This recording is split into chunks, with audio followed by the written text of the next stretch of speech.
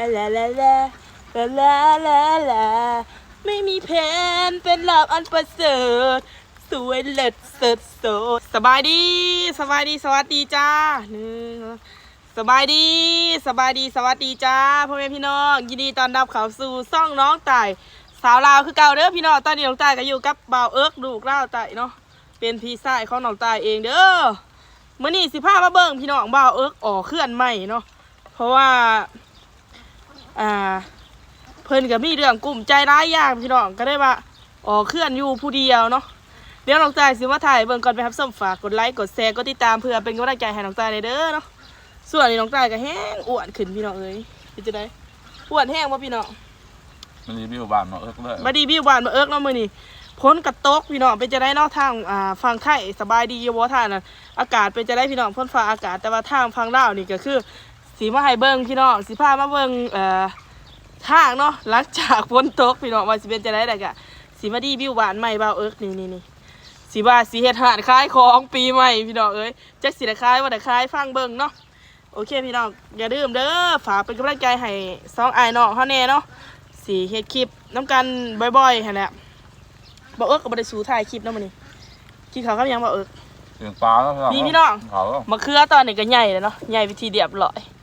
ตอนนี้ก็มีห้อยสติ๊กน้องตายอยู่โอ้โหน้องตายยังมีดิบกินข้าวกับอ้ายเนาะโอเคพี่น้องเดี๋ยวสิพาไปเบิ่งบรรยากาศฝนตกเขาจะมาได้เสียเด็ดนะเขาขายอีกอย่างเด็ดขายสินมาเด็ดนะเขาจะมาขายสินนะพี่น้องก็ขอบใจขอบคุณหลายๆเด้อที่เขาว่าเบิ่งคลิปน้องตายกับสีพญายามตอบคอมเมนต์ทุกคอมเมนต์เด้อพี่น้องแต่ว่าอ่านทุกคอมเมนต์แต่ว่าตอบพันสิอาจสิบ่ทั่วบ่ถึงเนาะก็สิพยายามหาเวลามาตอบเด้ออันนี้ก็สิเป็นเพื่อนใหม่ของเบาเอิร์กเนาะอันนี้ก็สิเป็นคนทางพี่น้องนี่ทางคนขี่รถผ่านน้องตายก็เบาเอิร์กมีแฟนสิเฮ็ดออกมาอีกพี่น้องบ่นี่แล้วก็สิเอาโต๊ะเอาเอียงมาใส่เพราะว่าสิขายเบียร์เนาะขายของกินของอยากค่ะเนี่ยอันนี้ก็คือคิดไว้ซื่อๆพี่น้องแม่นบ่เบาเอิร์กกับเบิ่งในตี้หอบข้าวหอบยำมากินสบายดีพี่น้องเนาะมื้อนี้กินข้าวพี่น้องกินข้าวนอกบ้านบ่ฝนกระตกออกมาเฮ็ดตูบอยู่พี่น้องเอ้ยพอบ่ให้อยู่นะบ่เรื่องไหนยังบ่ได้ขึ้นนะพี่น้องก็เลยว่าออกมานอนเมื่อกี้คือเฮ็ดบ่นอนเด่นนะพี่น้องยังบ่ได้แล้วก็เมืองพี่น้องบรรยากาศโอ้โหมื้อนี้น้องตายอารมณ์ดีเป็นพิเศษได้พี่น้องเพราะว่าบรรยากาศมันดีเนาะอันนี้เป็นดอกทานตะวันเนาะที่พี่การผากมาให้โอ้ยขอบคุณหลายๆด้วยจ้าแม่นตาบ่าวเอิกแม่นนี่ผากมาแต่ฟังไทยเลยพี่น้องขอสิเฮ็ดหาดบ่อนี่งามโลดปีใหม่นี่เพราะว่าหลอกอันนี้มันก็สิเป็นเนาะนี่เดี๋ยวน้องตายสิพามาเบิ่งอู้เป็นเด้อเฮ้ยหลอกเหลืองๆอู้งามขนาดทานตะวัน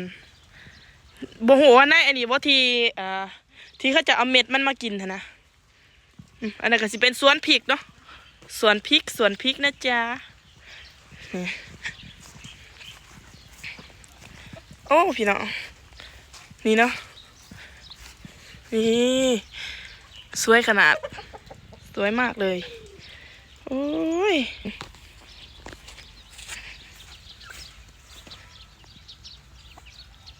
ดอกอันนี้เนาะพี่น้องทานตะวันโอ้ยจะเป็นมันงามเสียดกับตบหน่อยบ่เป็ดหน่อยมันเด่นนะ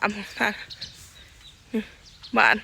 กระด้างท่าสียังเกาะน้องตายบ่หูสียังวะสีเรื่องผืนนั่นนะ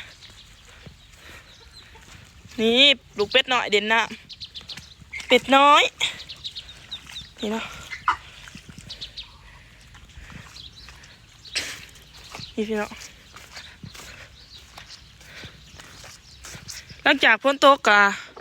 ห้างกับสิประมาณนี้เนาะนี่เพราะว่าการสัญจรขี่รถขี่ได้นี่โอ้ยยากขนาดได้พี่น้องนี่อยู่เขตชนบทกับสิประมาณนี้เลยเนาะนี่เวลาปีใหม่เนาะเขาขี่รถผ่านเขาก็จะเห็นหาดในหน่อยบ่อนี่แต่ว่าแฟนการน้องตายคิดว่าสิมางหัวบ่อนี่ออกพี่น้องกระเบาเอิกเนาะนี่เขาก็นั่งกินข้าวอีพ่อว่าอยากกินข้าวร้ายเด้อข้าวสิเบิดได้แล้ววะไอ้อันนี้มันม่วงเนี่ยม่วงแก้วบ่ เอาบอกกินกับแจ่วเอาบ่เอา เขาแล้วพี่น้อง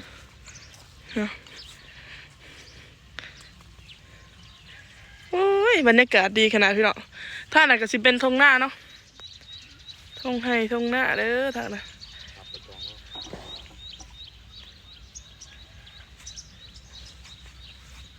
อันนี้ก็สิเป็นหัวมาแต่พูนเป็นดินหนองตายร้ายเติบแล้วดินนี่ก็ได้บ่ได้เป็นน้อยๆได้เลยเอ้ย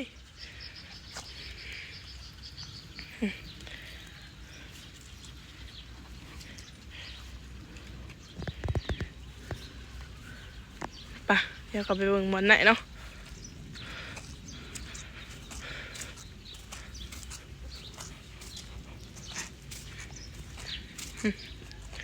นี่ก็จะเป็นเที่ยงหน้าเขาจะ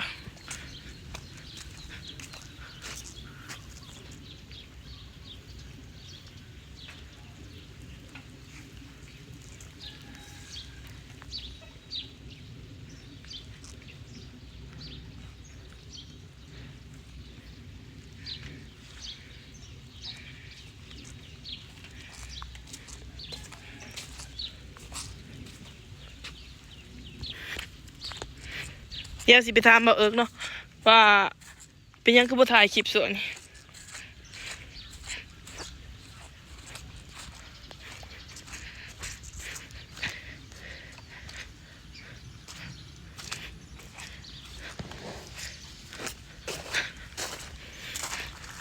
เบิ่งในที่พี่น้องก็บ่เคือเป็ดกินเบิดถ้าเป็นสันใหญ่ใหญ่เลยแหละป่านนี้จนมันเป็นหมาเลยแต่ว่าเป็ดกินเบิดโอ้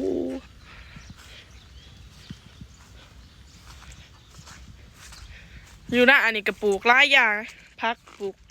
หลายอย่างอันนี้รอเลยแหละเดี๋ยวสิพาไปเบิ่งสวนพักเนาะ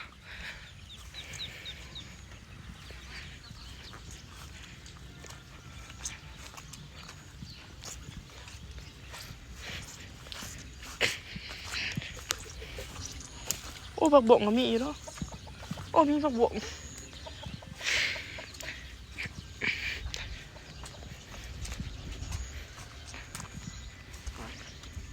นี่เนาะอยู่สวนผักสวนครัวนี่มะเขือแบบนี้ก็มีเนาะมะเขือผักยาวโมโหว่าสิเฮ็ดหยังกินพี่น้องมะเขือแบบนี้ไผมีอันนั้นแนะนำในเด้อนี่เนาะเขือผักยาวแบบนี้เด้อจ้านี่ร้ายขนาดเด้อโมโหว่าซื้อเอาเองเพราะดูว่าพี่การแล้วส่งมาให้เพราะว่าบ่เอิกเป็นคนปลูกนี่อันนี้กระโพดเนาะข้าวโพดสาดีเป็นหมากแล้วได้ค่ะพี่น้องอันนี้ก็เป็นผักชีที่ว่ามันกระด้างสิตายเนาะกระด้างสิได้ดอกมันได้แนวในนอนในแนวนี่ก็สิมีถั่วหมักแตงก็มีได้พี่น้องอันนี้เป็นผักทองเนาะหรือว่าบักบานข่อยนี่กระด้างออกหมากมะเขือขาวๆก็มีเลยเขือขาวเขือเปาะเนาะแม่นเบิดนี่ก็มะเขือเป็นดอกบ่ล่ะมักพริกก็มีมักแตงก็มีได้นี่เห็นบ่พี่น้องมะเขือขาวๆแบบนี้นะเดี๋ยวบ่นะน้องตายสิเก็บไปลงตลาดอู้สีม่วงก็มีพี่น้องเขือฝักยาวสีม่วงก็มี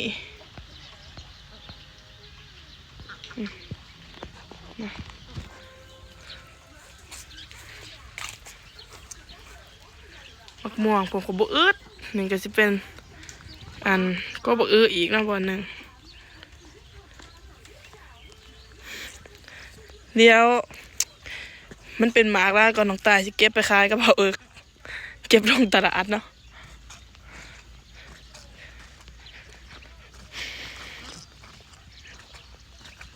บ่ไปว่าเก็บอันนั้นไปขายอยู่ตลาดเก็บพักเอาไปขายอยู่ตลาดมือได้แหละตลาดฮะถามบักพริกใหญ่ก่อนติวะบักพริกใหญ่ก่อนบักเด่นถ้าเป็นซุกบนก่อนเนาะแล้วสิปิดได้เนาะ เดี๋ยวสิปิดลายได้ไล่เป็น100,000 200,000เพิ่นได้นี่ ได้แล้วทำได้ นี่ เอาเด่นไปน้ำแกเทียสบายดีพี่น้องงามแดงเนาะบรรยากาศเป็นบรรยากาศผ้าส้มแถวเถียงหน้าพี่น้อง บรรยากาศแถวหน้าพี่น้องบรรยากาศก็ดี แล้วไปใส่เวทไปแดงอันนี้เวทกลับมา ใส่อยู่ใส่ ใส่พี่น้อง ไปกับไปมีน้ำสมอ นี่ตัว นี่มาเบิ่งน้ำน้องสะขอด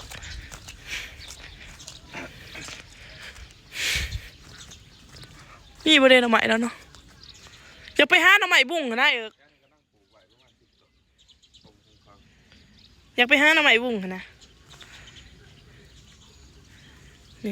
นี่ก็จะเป็นบรรยากาศแถวเทียงนะพี่น้องปลูกหลายอย่างหลายชนิดเด้อ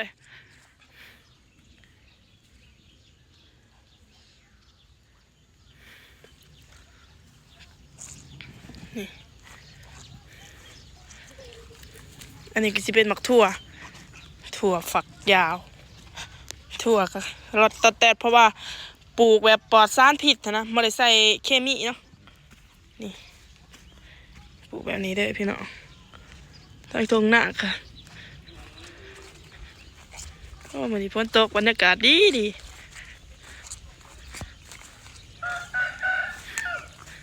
่ยไปเขียวๆพูนก็จะเป็นทงหน้าเขาเนาะ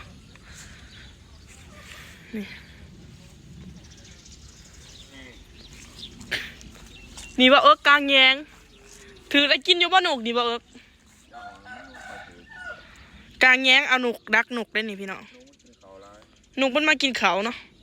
เขาได้ว่ารักหนุกรักเอาหนุก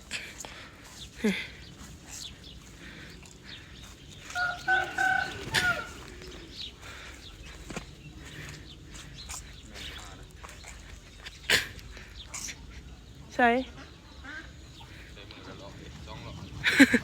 นี่ก็ใช่ไหมเบิ่งอาชีพอีเมลเนาะไปหาหอยพี่น้องเลย